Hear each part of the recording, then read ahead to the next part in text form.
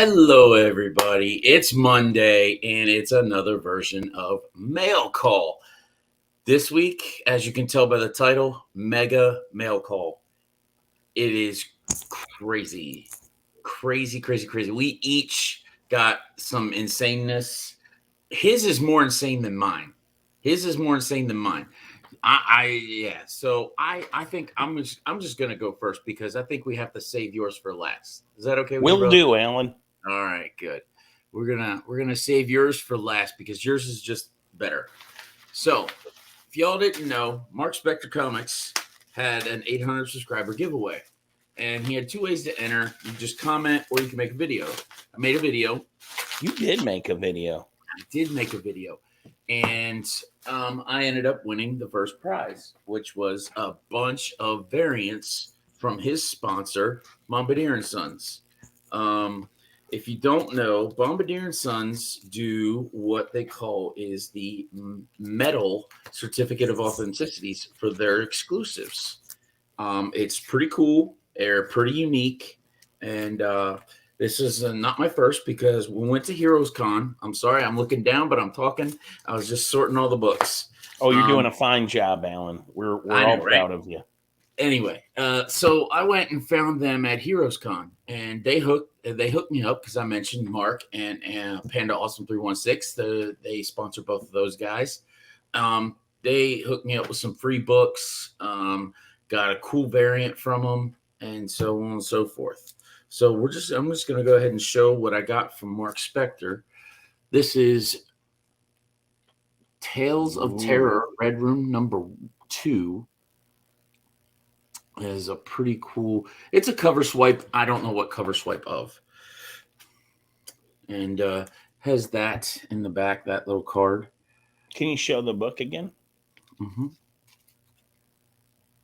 It's ASM 2, and I know I'm going to get this wrong. I'm not an ASM guy.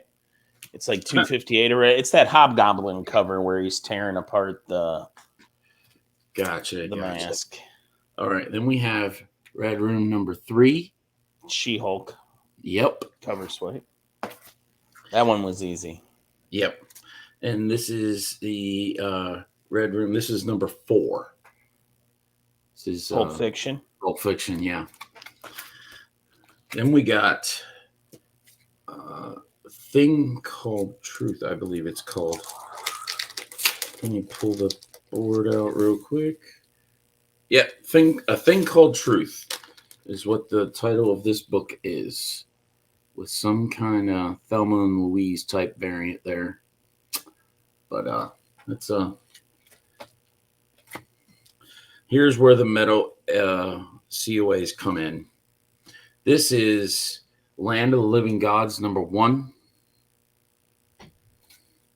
And this is Bray's Art, and it is number 66 of 300.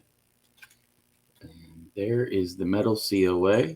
I like those metal COAs. Those look cool. So there's the cover. Then we have Bunny Mask number 1 from volume 2. This is number 24 of 300. David Sanchez did this cover. I really like this book just because of the cover. So I'm going to keep Bunny Mask. I think of Hoarder's Hide. Yeah. And then I'll show you the metal COAs on all these because they're all there. It's really cool. This is Radiant Red number 1. This is 209 of 500. This one, I was reading Radiant Black, and I just got tired of it. So yeah, same. I don't think anybody's stuck with that book. Yeah. This is and that was to fact check myself. That was ASM 238. I said 238. Is that what you were looking up? Okay. I went and looked it up. I say it doesn't bother me, but I knew I was wrong. I just knew that I could picture the cover. I couldn't tell you. Yeah. Like I said, not an ASM guy. I leave that to Rob. Yeah. This is number 196 of 300. This is the Heathens number 1. Mary Key, K-H-E variant. It's a pretty cool cover. Not familiar with the Heathens book, but neither am I. And then there's that. But again, very cool covers and cool metal COAs. This is Good Boy number 3. Trey Antley did this cover. He does a lot of stuff for them, and this is 119 of 350. Okay. Terminator. Yep. So that's pretty cool. And there's that. And these are all from Bombardier and Sons, correct? Mm-hmm. Yep. And then this one is my one that I really, really wanted out of it. I'm glad I won. This is the Cowboy Bebop number 1 John Giang foil variant. Ooh, I like Cowboy Bebop. You ever watch that show? Nope. Oh, it's good. I know. I'm a pretty basic, as the kids would say, basic anime fan. But Cowboy Bebop's probably one of my favorites I've ever watched. All right. So since Mark Spector's such a nice guy over there, he sent me a couple books as a mini AOK. A couple books. I know, right? Spawn 18. Ooh. All Spawn covers are awesome. This is Spawn number 14. Looks good. Turok Dinosaur Hunter number 21. We have Web of Spider-Man number 43. Hey, that's a neat cover. Yeah, it is, isn't it? We have the Justice League of America Starbreaker number 29. Honestly, we look like we got some Homelander going on here. Yeah, only it predates Homelander. I know that. Well, maybe not, actually. But... I don't know. But we have the Fall of the JLA number 40. I can't tell who came first, Superman or Homelander at this point. I think Superman maybe beat him by a little bit. Yeah.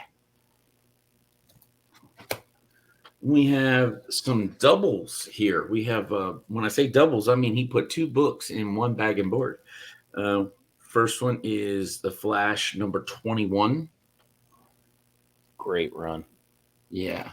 And then we have Down and Out Flash number 20. Oh, yeah. I love Mark Waid's run on Flash. Like, so in issue 1, he had him win the lottery. And then, in Wally West fashion, everything turns to crap. And then I have, this is some 12-cent action, The Flash number 176 in some Mylar. Ooh. There is some writing right up here.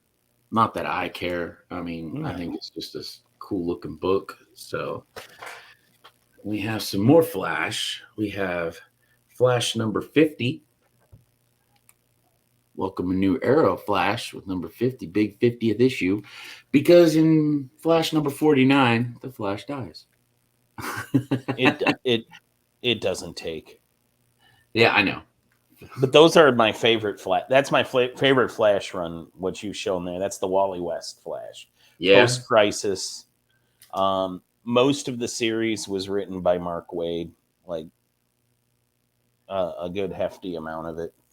All right, so this one's seen better days, but it's a nice, cool-looking cover where the Flash, it's Flash number 282. It's the Flash beating up on Green Lantern there.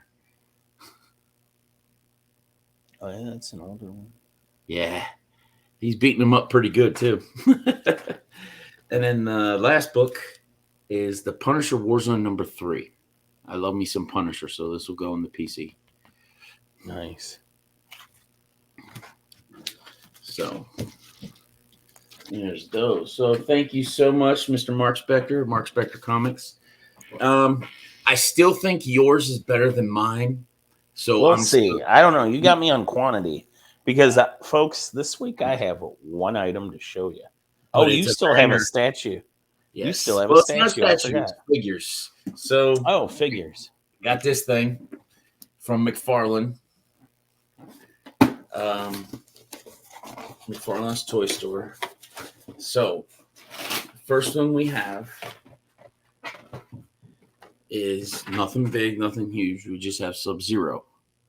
Sub Zero is my favorite character in Mortal Kombat. Um, I just love him, even though he was a villain in there. I thought so. Whenever I played Mortal Kombat, I was always Sub Zero. So got that one, and then the monster coming out of this thing is from the director's cut, or as we say, the Snyder cut of the Justice League. We have Steppenwolf. This thing is. Do you see it next to my head? Like, just pretty use big. it is huge. I think I like that figure more than I liked how they made it look in the movie. Yeah, it is really, really good. Because I was on the fence. I was gonna get either Steppenwolf or Darkseid. And my friend, when I asked my friends, they're like, "Well, was it the original or Snyder cut?" And I was like, "It's a Snyder cut." So they're like, "Ooh, that's hard." And I was like, "I know." And then I finally just went with Steppenwolf. So, and I can't say I would have made the same decision, but well, they didn't have the dark side that I wanted. I wanted the gold edition dark side because then he has the chest plate. In the regular one, he doesn't have the chest plate. So that's pretty much what made me go with Steppenwolf. Is because they didn't have the chest plate there, unfortunately. So what I'm going to do is I'm going to try and quietly open this guy up as you show your awesomeness there. So let's switch here, and I am going to mute myself so you won't hear me crumbling around. So, folks, I have one item, as we said. That one item is a page. If you know who I am, you know that Beckerman loves him some original art. This is a page from Gunslinger Spawn, issue 2, page 17. Pencils by Brett Booth and inks by Adelso Corona. And it is actually signed by both and has a signature from the writer, Todd McFarlane. And we're just going to go panel by panel here. You got a shotgun getting pointed at this kid. His dad is about to get killed by Gunslinger Spawn. And as we can see, Gunslinger in 2 panels. And it is pretty. It is pretty. This is, and when I say ink over pencils, this isn't a blue line. This is the penciler did this page and then he sent it to the inker, and then Adelso did his thing directly over the pencils. Sometimes, and I'll just leave it up. We'll look at those beautiful signatures as I explained. Now, sometimes you'll have what's called a blue line or a gray line, and that's when the penciler did his job and then scanned it, and the inker prints it out at wherever he's at in the world. And when he prints it out, he prints it as like a blue line or a gray line. It just kind of depends on their preference. There's really no difference. It just means it's a scan, and then they go over it and ink the scan and then send that page to the publisher. So let's see if my Viking associate is done unboxing, and he can flip back to me, or back to us, back to himself with his figure there. But okay. I was very, very excited to get this page. Yes, I honestly, when he showed that to me, folks, I thought that was crazy awesome. I'm a big Todd McFarlane fan myself, and yeah. So we have gotten Steppenwolf out of the box, and I mean, he is huge. Look at this guy. I mean, it's a 7-inch figure. I mean, even the toes move. Like to get him standing where you want him to stand. He's got the belt that's kind of like movable, kind of knots attached to the front there. His vest plate is basically all his chest, so you can't really do anything there. What I really like, what I dislike about figures is when they have too many weapons that they can actually hold on their person at one time. I don't like that. I think having too many weapons is just silly. So, Never read anything written by Todd McFarlane or not Todd McFarlane, Rob Liefeld. See, I know I'm not feeling well today. I'm all muddled. you're all But yes, muddled. Rob Liefeld really goes the other direction as to how many weapons a person should carry or pouches. Oh, I know, because if you see my Instagram, you've seen pictures of my Deadpool figure at work. He has two handguns, two katanas, and an M16. And pouches? Oh wait. Oh no, he has pouches for his katanas and his two handguns. Oh wait, I forgot. He also has two sides. Like Dang. what? Why? Why? Why? Well, the pouches actually contain all 18 herbs and seasonings of Colonel Sanders. That's a little known fact. So there we go. There is Steppenwolf with his thing. His axe. Yeah, it's not as tight as you might like it, but it's still, this figure is still Still crazy. looks cooler than that movie. Oh man, the original. I still like the Snyder cut. I will stand by the Snyder cut. I will defend the Snyder cut. Listen, I would defend it and watch it again, but then I just decided to do other stuff with my 4 hours of my life. It could be a little shorter. It could be shorter. It's not into brevity. It's not in.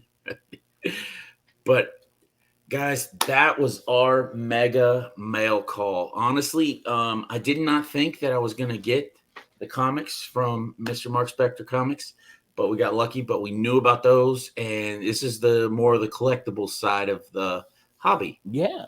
And those were some cool books you got from Oh my god, Dave at Mark Spector Comics.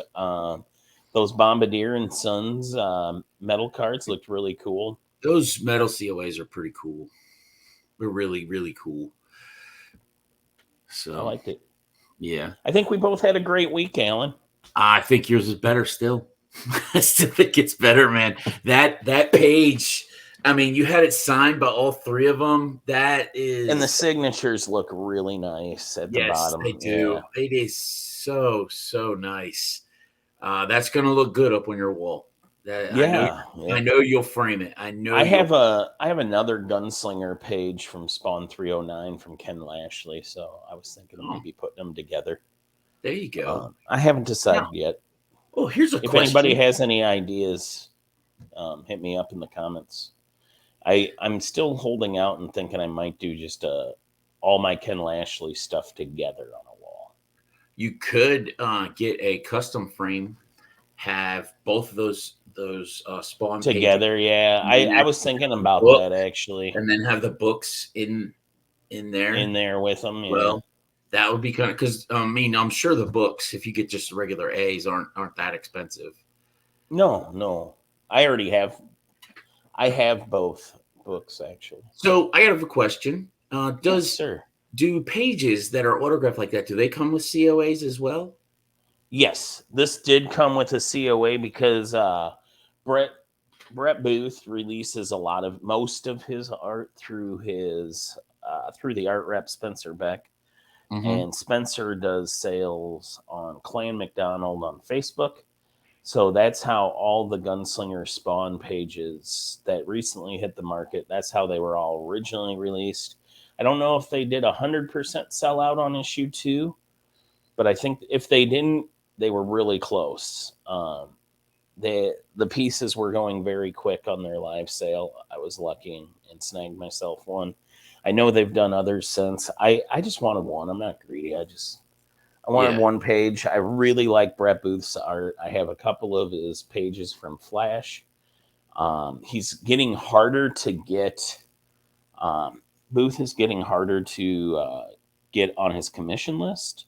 Uh-huh. He mainly runs it through his Patreon, although sometimes I've seen Clan McDonald offer.